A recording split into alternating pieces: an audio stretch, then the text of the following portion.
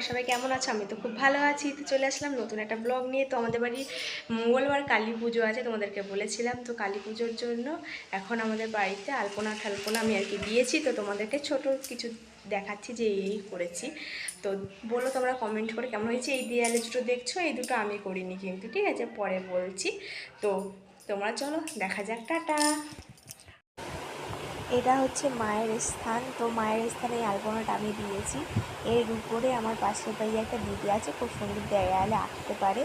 তো উনি এই কালী ঠাকুরটা করেছে, আর এদিকে শিব ঠাকুরটা করেছে। কেমন হয়েছে কমেন্ট করে বলো তোমরা। আর এটা হচ্ছে শিব ঠাকুর। তো এখানে আমি এই আলপনাটা আমি দিয়েছি।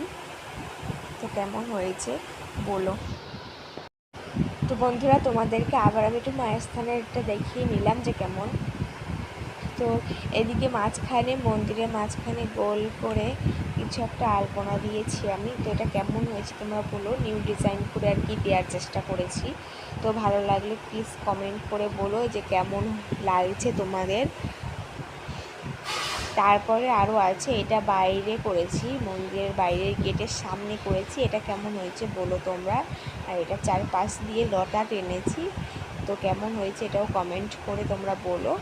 আর বাকি আছে আমাদের তুলসী মন্দির। তো তুলসী মন্দিরটা দেখতেই পাচ্ছ, নীল কালারটা দিয়েছি, তাই জন্য খুব সুন্দর আর কি ফুটেছে। কারণ এটা লাল কালার করা, তাই ফুটতো না বলেই নীল কালারটা দিয়েছি। তো কেমন হয়েছে বলো। তো তোমাদের আলপনাগুলো কেমন লেগেছে? ভালো লাগলে লাইক, কমেন্ট, শেয়ার, সাবস্ক্রাইব করে দিও। আরও নতুন নতুন অনেক ভিডিও আসবে। তোমার প্লিজ আমার পাশে থেকো। নতুন যারা আছো তারা একটু সাবস্ক্রাইব করে দিও।